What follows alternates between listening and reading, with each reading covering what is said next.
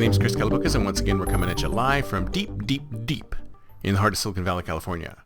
We're talking innovation, startups, the future, not necessarily those and not necessarily in that order. If you're watching on YouTube, smack that subscribe button, hit that bell so you'll be notified when a new show comes online.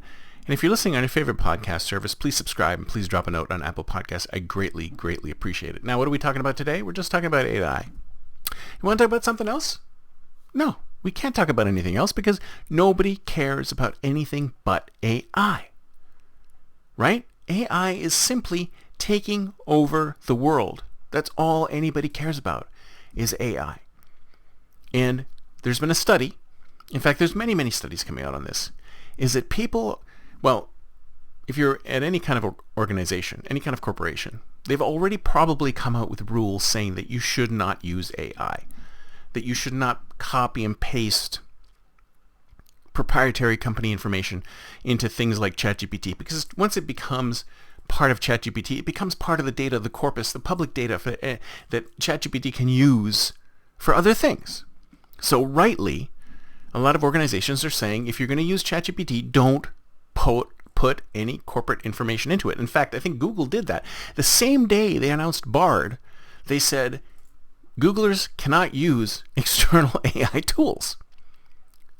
I don't know if they banned them completely or they just said you can't post information into it. Yeah, you should be very careful. If you're working for a major corporation, you should be very careful about using AI tools. But the reality is that everyone's doing it.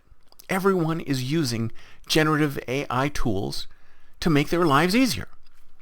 And there's some people who are complaining that employees all over the world, people at organizations all over the world are using ChatGPT and other similar AI tools to make their lives easier, but they're not reporting it back to their bosses. They're not telling their organization that they're using these tools. And the reason why they're not telling their organization why they're not using these tools is that if they feel that if they tell their organization that they're not using these tools, then that would be a negative strike against them, because it's like, oh, you're making your life so much easier, you're working less, you're having this generative AI do a lot of work for you. I mean, if you've been on Twitter lately, the latest and greatest clickbait is people saying, 12-year-olds are using ChatGPT to create $10,000 a month websites in 10 minutes. And then if you go in there and you click on the stream, it shows the information. And of course, that none of that is true. It's all false. It's all fake. It's not real. So these claims that AI can do all of this amazing stuff, it's all false. They're lies. It's the new kind of clickbait. But the reality is that people can use generative AI to reduce their workload. And I don't know, from an ethical perspective, what do you think? Do you think that people should reveal the fact that they're using AI to their superiors to say, hey, you know what? This PowerPoint presentation that I'm building, I did half of it with AI. It took me half the time because I did it in AI. Is there a reason why they wouldn't want to reveal something like that to their organization? Maybe they're worried. Maybe they don't trust that their organization trusts them, or they think that they're going to be doing as much work. Maybe they'll decide to cut their hours because they're spending so much time using generative AI to reduce their workload, but they're not really working that many hours. Why are we so afraid to embrace generative AI as yet another tool? It's like, why can't I go to my boss and say, listen, I'm using Excel, I'm using Word, I'm using OpenAI to create this presentation. And maybe it's going to be 3 or 4 times larger or quicker or more well-informed because I'm using generative AI to help me build it. Why would that be a problem? You see, I think we're in this weird situation, and this is the same thing I was saying before, where we're in a flux situation. We're in a situation right now where we have these tools, and they seem to be really great. They seem to be really helpful. But that's just on the surface. On the surface, they seem very helpful. But when you dig right into them, and like I said on my last show about innovation, these are large language models. There's so much that they cannot do.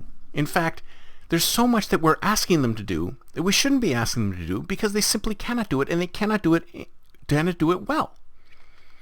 If you go to a large language model and you ask it to do something, it's just going to go into its giant database of stuff that's already been done and putting it together in a way that appears new to you, right?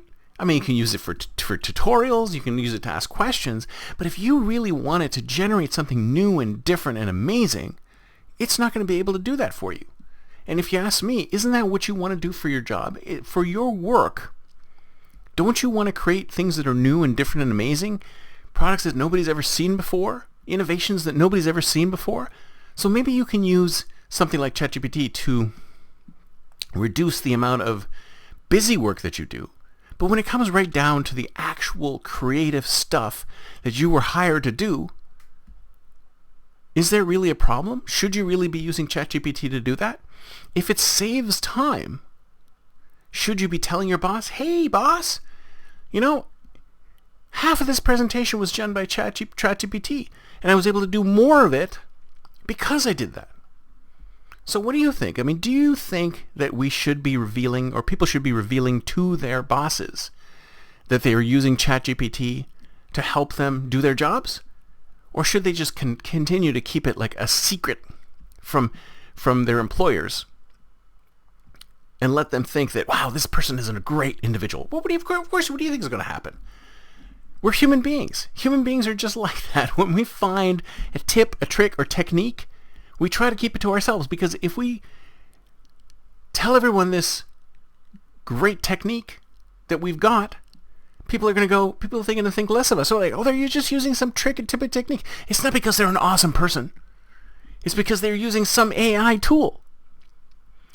So that's human beings for you. We're always going to be like that. And who knows, maybe one day we'll change. Maybe one day we'll get to a point where we will be able to admit that we are using AI tools to help us do a better job, to take the burdens from our plate and save us time to do the real innovative work, which tools like ChatGPT and these other AI tools really can't do. Do you really believe that 15-year-olds are making $10,000 a month using ChatGPT in 10 minutes? No, it's not true. Stuff like that needs brain power. And ChatGPT, all that's doing is getting rid of the busy work. Brain power, innovative new products and services, that's got to come out of a human brain. And it won't be coming out of generative AI anytime soon. That's it for me for today. See you next time, and until then, don't forget to think future.